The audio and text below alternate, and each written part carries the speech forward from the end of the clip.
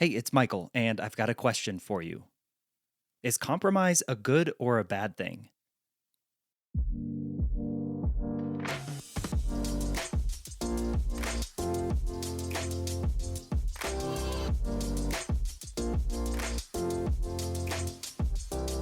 Welcome to the follow up question. I'm your host, Michael Ashford. Come with me on a journey as I explore how we communicate well. What we have been taught about communication and what has been modeled and incentivized through our culture has left us in a place where we know how to exert our ideas and opinions and beliefs onto each other, but we miss the other half of conversation, the extraction. My aim with this show is to bring you perspectives and ways of looking at issues or topics that perhaps you haven't considered before.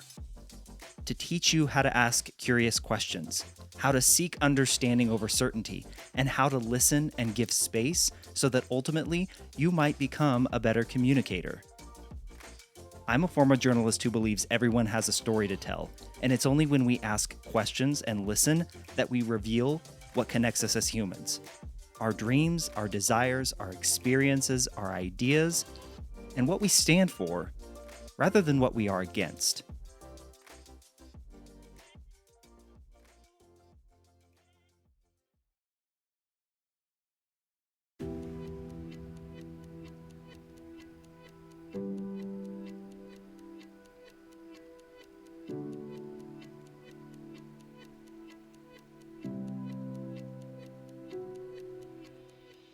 There's an unanswered question lingering in the air amongst all the talk here on this podcast and on many others like it that focus on dialogue and bridging divides and finding common ground.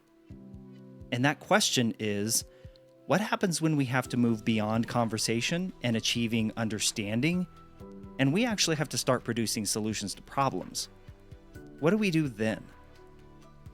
It's an important question because dialogue can only get us so far. Or so it seems. To help me answer this question, I invited Mónica Guzmán back onto the show. Mónica is the Senior Fellow for Public Practice at a political depolarization nonprofit called Braver Angels. And she first joined me back in episode 81 shortly after the release of her book, I Never Thought of It That Way. As it turns out, this question of what do we do when we actually have to solve problems is at the forefront of Mónica's mind as well, and she recognizes just how difficult it can be when competing values are placed on the table. In these scenarios, it's easy to slip into a zero-sum mentality, where for me and my side and my ideas to win, the other side has to experience total defeat. Mónica and I discussed just how important language matters in these conversations, and how it just might be the key to uncovering entirely new ways of looking at and solving problems.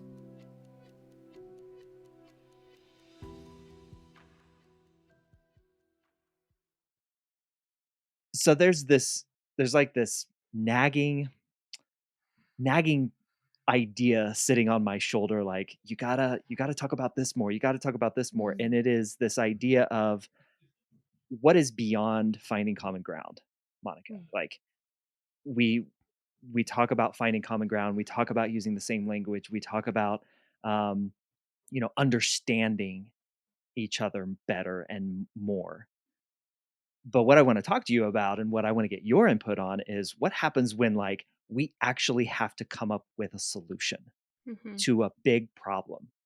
That's unanswered in my mind. Do you Mhm. feel that same thing floating out there? Oh, all the time. All the time. I feel like it's come up a lot more recently. Uh yeah, just in all the circles that I'm in. Kind of a question of, okay, so let's assume we all understand each other. Then what? You know?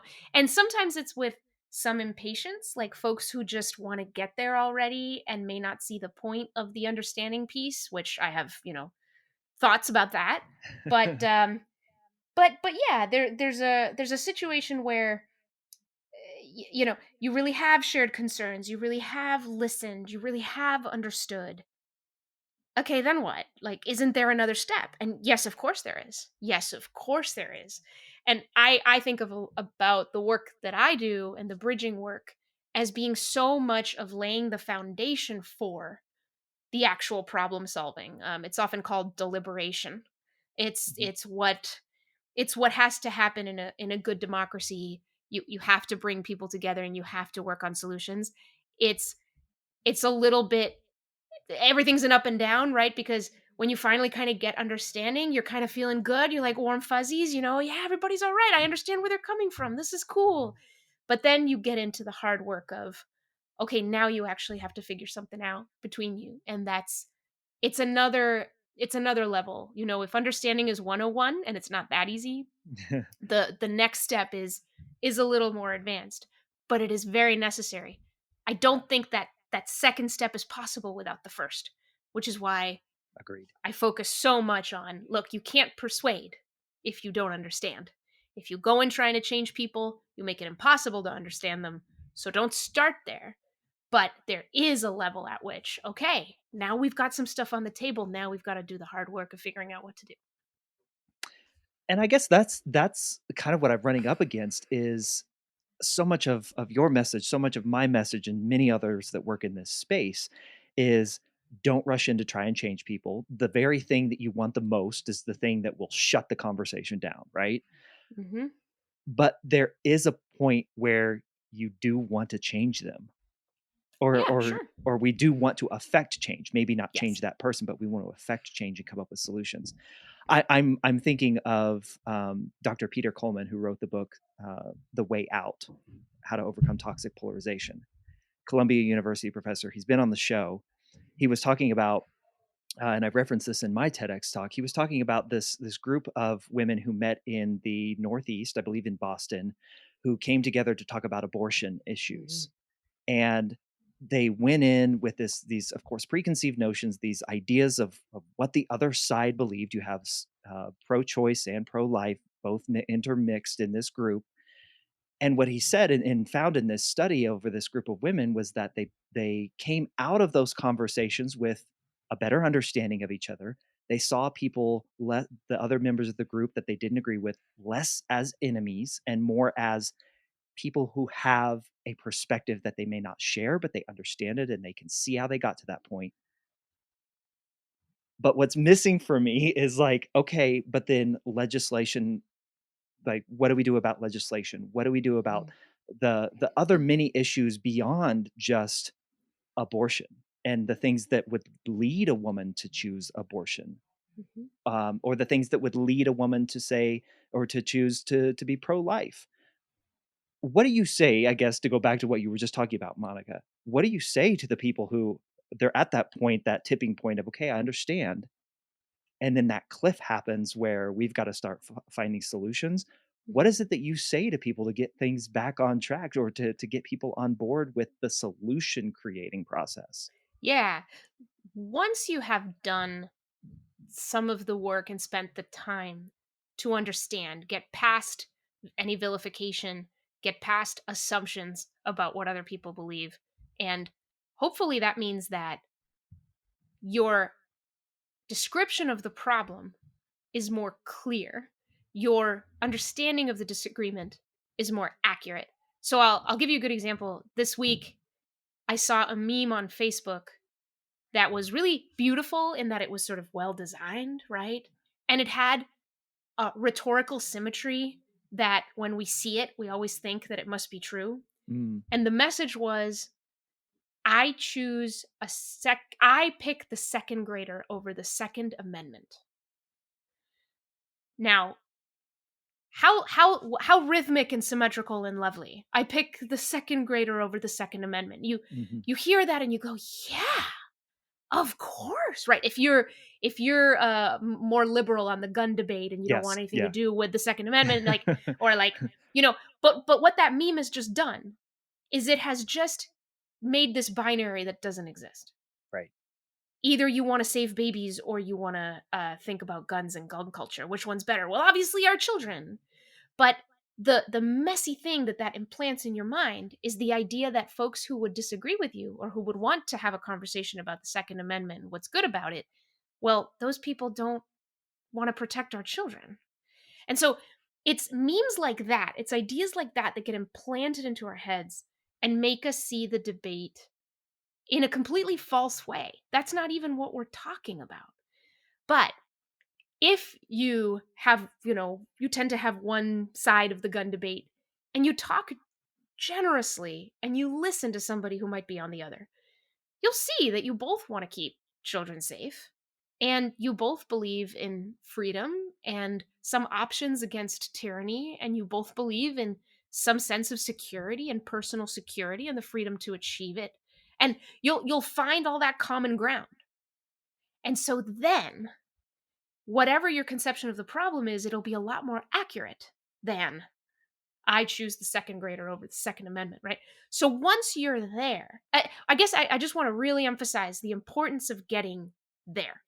Because if Yeah. you start where our environment tends to put you, whatever debate you think you're having or whatever solution you think you're trying to get, you're starting somewhere false because you have so many false assumptions and false signals. You have to get to the point where the concerns are on the table. You say, no, no, no, no, don't get me wrong. This is what I mean. Now you're getting somewhere. So yeah, so what I would say is do make sure that you clear that stage because it's a completely different ball game and you will actually be making progress. Usually when we try to skip too far to that stage, we end up with reactionary policymaking, reactionary legislation driven more Mhm. by fear of what the other side has done or will Mhm. do. And Yeah. Yeah. and all that puts us into is a place where we just tussle for power. And as soon as the other side has power, they're just going to undo whatever you did, and then try to double down on what they want to do. And that's no way to live. So, so yeah, I don't, we can go beyond that. I just wanted to really highlight that point. And I want to give my own. I came across an example of that false binary recently as well. I want to give an example that I found or I saw.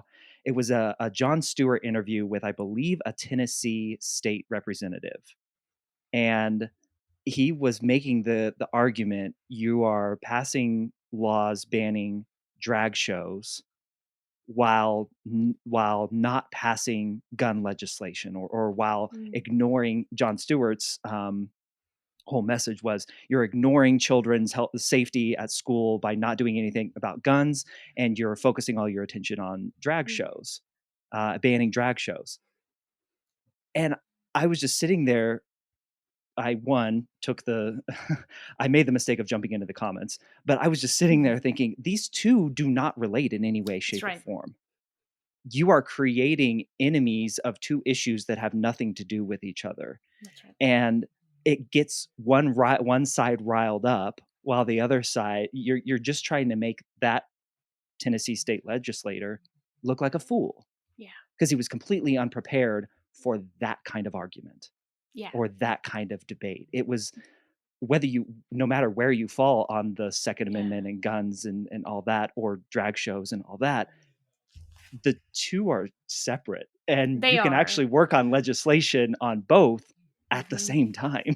Yeah, and you can see a lot of what was the real objective in that question, right? So, I It Jon was, Stewart yeah. is a bit of a hero of mine because of that 2004 appearance that he did on the show Crossfire, which has become the stuff of legend. If any of your listeners know about this, Jon Stewart famously went on the CNN show Crossfire and just tore them apart by talking about how their theater of battling over issues was hurting America. And one of the things he told Tucker Carlson and Paul Begala at the time, the left and right folks, was you're not like you go into the spin room, spin alley after these shows with politicians and you just isn't that kind of a drag that you tell your audience we're in spin alley? Isn't it like deception Mm, lane? And he talks about how when you don't sort of hold politicians' feet to the fire, they often don't make honest arguments. And he talked about how important it is to make honest arguments. And when I hear, that question that he asked a guest, I'm going, that doesn't feel like an honest argument, no, it does right? not. It does not. And so, yeah, I hope that overall we can improve our radar collectively as a society for bad memes and dishonest arguments that are really just going to serve to distract us from the actual problem and being able to be clear-eyed about the problem so that we actually have a chance at coming to some balance of a solution. And Monica, what I heard you say in there, or what I'm pulling out of what you said over the last several minutes, is we have to agree on language first, right? Like we have Mhm. to we have to align on what this thing means, what this word means, what this policy means to us in our language. Like we have to agree on that first, right? It's find the common ground, to use language you were using earlier. It just make sure you are not unclear about what you do share. If you come into a gun debate thinking that you're liberal and the other side just doesn't want to protect children, you're not going to get very far.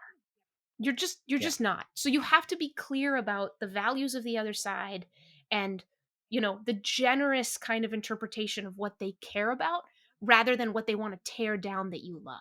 It's and that takes some effort. But that's for most of these perennially complicated issues, immigration, abortion, guns, you name it. It's the another false thing we believe is that the solution is easy. We just have to do it. Like the solution is not easy, actually. When you No. put all the concerns on the table, not easy. And in Right. fact, we probably won't be able to solve these issues for all time. There's a lot of good values that come into tension with each other. And so we have to reckon with that. And sometimes the very best you can do is to find the best balance for now. Find a policy or some kind of, yes, the C word, compromise. Find something that balances things to the extent that people can say, well, I don't love it. I would like to go further, but I see how it addresses what you're talking about, and I see how this is better than nothing. So let's go. Maybe a leading question here, Monica, for you, but what is driving that all or nothing approach to solutions? Where if it feels morally insufficient to me, no. It's a flat out no. Like you Mhm. said the C word, the compromise word almost feels like I see compromise as like we're trying to find solutions that move the ball down the field. Yeah. Why? I mean, why? Yeah, why? Why does that feel gross to us now? It does, and I think there's some valid reasons. I was at a round table not that long ago in Olympia, Washington, where this came up. That some folks really speaking passionately about how the word compromise has become code for you give something up. Ah, And these folks were speaking particularly from the perspective of representing more marginalized communities and folks who feel that they always have to compromise. They always have to compromise, and that in a world where power absolutely does matter, you know, aiming for compromise just means you're going to be crushed yet again. That you're never going to be able to have the voice or the say or the influence that you deserve. And so these people were saying common ground really is a better starting point. That and I get their point because if the issue is like I don't see it that way. I don't think it's a kind of a scarcity place where mhm. compromise means someone's giving something up and that it's unforgivable and unacceptable. Uh, but I see the point. If you start with there's common ground, and maybe that allows people rhetorically to think more about we can find a third way. Maybe there's something creative. Maybe it's not about me giving something up. Maybe there's something I haven't thought of that actually satisfies quite a bit of what I'm looking for. It doesn't have to be find the middle ground, right? No, no, that still has us stuck on the binary. And the whole Yeah. point of doing deliberation and problem solving better is to get off that binary. Either they win or we win. What? No, no, no, no, no, no, no, no. Why don't we think creatively? Let's see what else is possible. It doesn't have to be so much on that one plane, on that one spectrum. Matthew Barzin, who's been on the show, called it co-creation, where we're not just taking a little bit of what you want and a little bit of what you want and like Yeah, smashing it together. We're actually co-creating bit on the foundation of common ground, something entirely new that we hadn't thought exactly. of before. And I'm wondering, Monica, like, is there an example of in the work that you do that comes to mind of where you've seen that play out, where a solution, a third way, a Mhm, co-created solution came to be because we found the common ground first? mhm. Well, one thing that immediately comes to mind, and I don't know if it goes all the way to a solution, because again, these subjects are quite tough. Yeah. But Braver Angels, the nonprofit where I am, does a format called the Common Ground Workshop, and we've been doing it with election issues. So putting people in the same room, some of whom are very concerned about voter fraud, some of whom are very concerned about voter rights. So they're both concerned about elections. So you you begin with that, right? And as a result of the process they went through, they came up with a bullet pointed list, something like 15 to 20 recommendations that folks who would have concerns that seem so different, um, both can agree, right? They came together and said, yeah, we all want elections that we can be sure of, that we can Hmm. trust. That's the thing. The goal, we all want trustworthy elections. We all agree that that means that we need to be able to access elections, and we all agree that that means we need to make sure that our elections can't be compromised too easily. We know there's a balance between access and security, right? So you get those people in a room together, and unlike the internet where there's no sharing of this conversation at all, they can begin there, right? And from there be like, let's think creatively. How could we achieve that?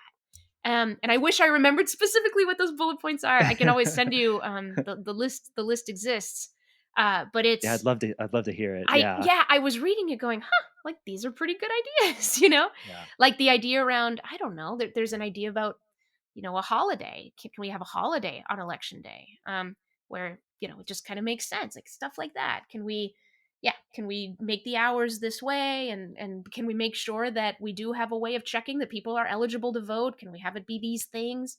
So it was very surprising for the participants, and those who kind of read about it later, because it felt like that division was so deep that there really would be nothing that they'd agree on. But again, it's like, who doesn't want secure elections and who doesn't want accessible elections? We actually all agree on that.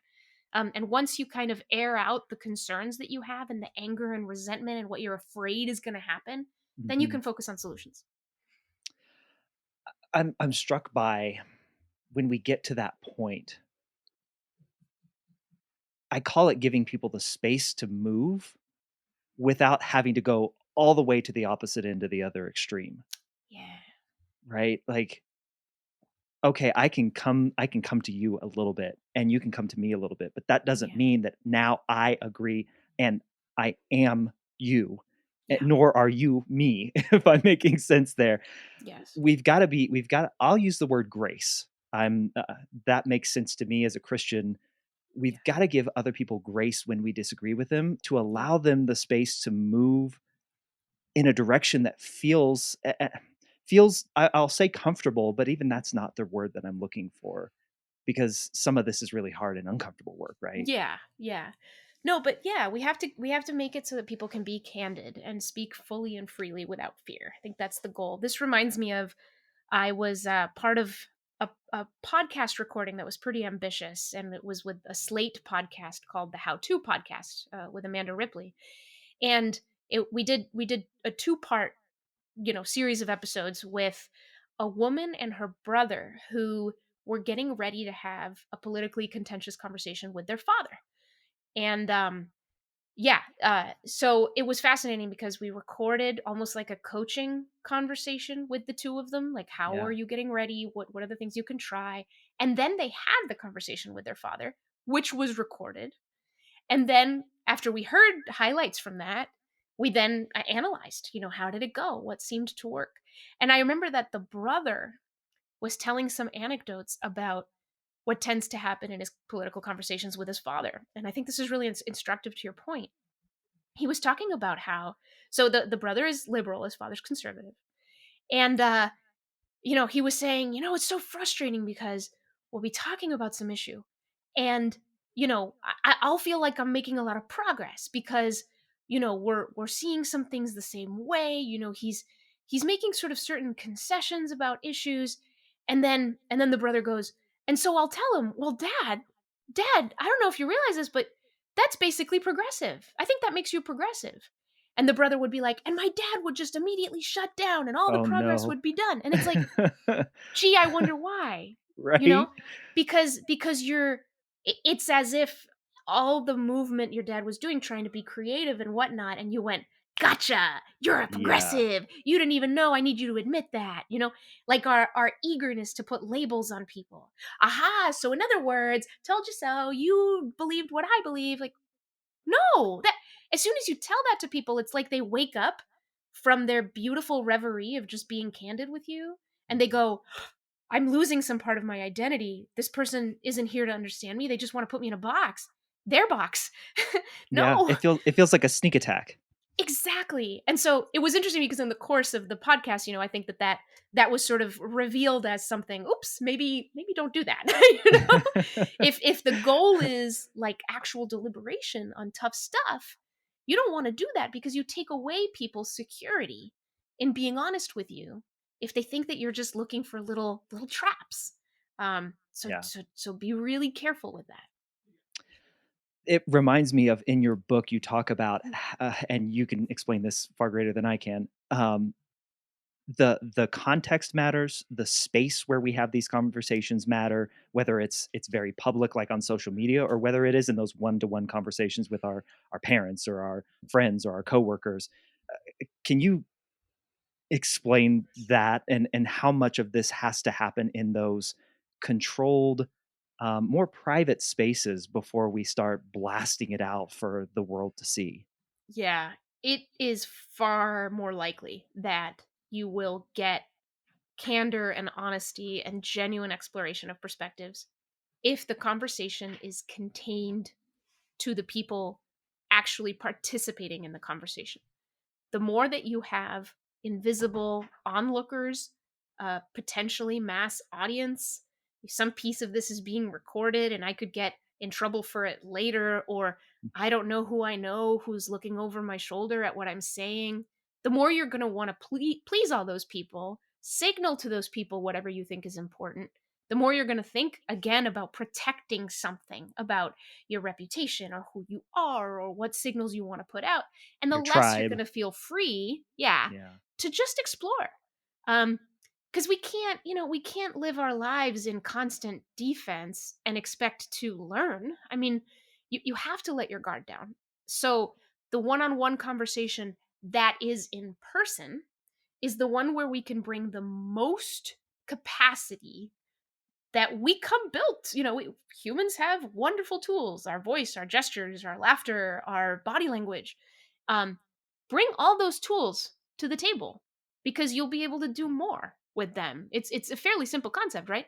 If all you have is words and little pictures on a phone and you're trying to get a lot of stuff done, what people do, right, on text threads or on Facebook or whatever, is they're not hearing you say it in your voice. They're going to hear you saying it in their voice. And Mhm. if they are suspicious or feel attacked or on guard, you're going to say something really nicely and they're going to hear it really terribly, really accusatorily. They're going to put meaning in there that you don't mean, tone in there that isn't even yours, and you're going to do the same with them, and it's not going to go anywhere good. So it is possible to be on a text only sort of medium and really, really be careful and explain yourself really well. But it takes a lot of skill, and I don't know that it's worth I don't know it's worth building that skill. Just talk, man. Like, It use your voice. I mean, what you just did is you laughed, right? yeah. And I smiled. And it's just we forget how dang important that stuff is. It's Yeah. not even what we said wasn't even that funny. What we're doing is connecting and having glue and tension releasing moments. This is human communication. This is what lets us get to the hard stuff. And that other way, in almost every other scenario, the work to build the trust where people aren't listening to you in their that accusatory voice in their mind, like the amount of time that it would take to build the trust to where they weren't hearing that Yeah. is just so much greater than just say, "Hey, can we meet for coffee? I really want to talk to you Exactly. about this." Or even just like what you and I are doing now over the internet, like that's better than a text thread or a social media instant messaging thread or what have you. Yes. Like, so you're as plugged into this as anyone I know, Monica. And just as we kind of wrap things up here, I would love to understand and hear from you. What gives you hope? There's too much message right now of how bad things are, or how divided we are, or how polarized we are, all of which may be true. But there's a lot of hope out there, and I know you see it just as much as anybody Oh, yeah. else. What gives you hope right now, Monica? Yeah, I really like the way journalist Amanda Ripley, who I mentioned, she just did a column in the Washington Post breaking down hope into its component parts and looking into research on hope or related topics, we tend to think of hope as sort of like naivete. Yeah. Just the belief that everything's fine or is going to be fine. Hope feels like it's not real It's and all that gonna it's work. It's all gonna work escapist. itself out. Yeah. Yeah. But she clarifies that when you really look at what hope is, it's actually necessary. It's necessary to get anything done. And the formula is, you know, you have a goal, plus a roadmap plus willpower. And that's it. But you need all three of those things. So what gives me hope is I think we have those things. I think the goal is becoming very clear to people. You know, like every everyone has heard about this problem. Everyone knows it really stinks the way things are. Everyone knows stuff is broken. There's a lot of general awareness out there now that we're misperceiving the debates around us and that that's getting in our way. So, yeah, I think the goal is there. We need a better way. That's there. And then the roadmap, there's a bunch of different directions, but there's folks on the institutional and organizational side, everywhere from like the Center for Humane Technology to Braver Angels and Starts With Us and all Mhm. these other organizations civically working on this stuff. Then there's politicians themselves. I've talked to so many of them who are on the ground trying to change the game they feel trapped in, right? Because they know that they're in this game that's divisive and that gets on. But I've talked to very influential, powerful people who are like, I've had enough. So there's a roadmap they're working on. There's a roadmap media is working on. Wonderful projects everywhere from the Christian Science Monitor to like all these new newsletters trying to give people information in a more balanced way or give them the right and the left of an issue. I'll shout out the Flip Side and the 1440. Both of those are Yeah. newsletters I read. Yeah. So there actually is a whole lot to be hopeful about. And the one of the pieces I think that I'm working on a little bit is the willpower.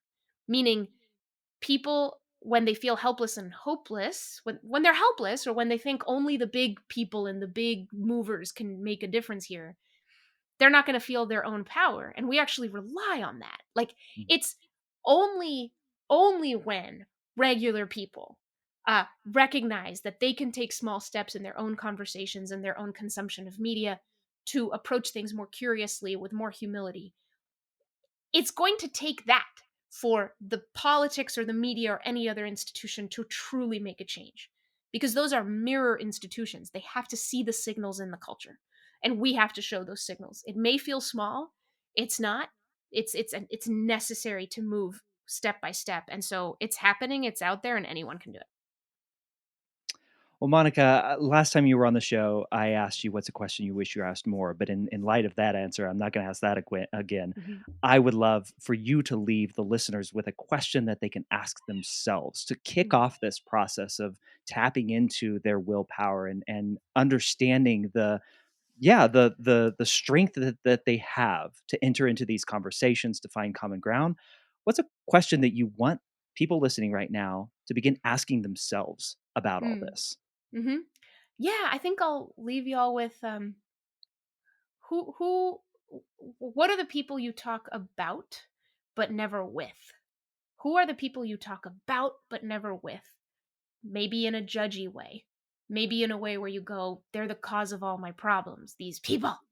Mm, But if you don't those talk people. with them, yeah, then you're Yeah. not checking your misperceptions with the reality. And you're allowing your imagination to make up a lot of stuff, lead you to, believe things like I choose the second grader over the Second Amendment are actual reflections of any real debate.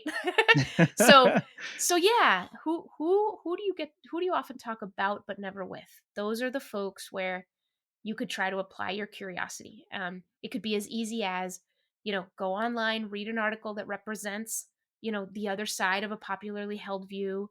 You don't even need to be in conversation with a person, but as you read the article, ask yourself, what is the strongest argument on this other side? Like, how can I say it generously? Where the folks having that point of view would say, yes, exactly.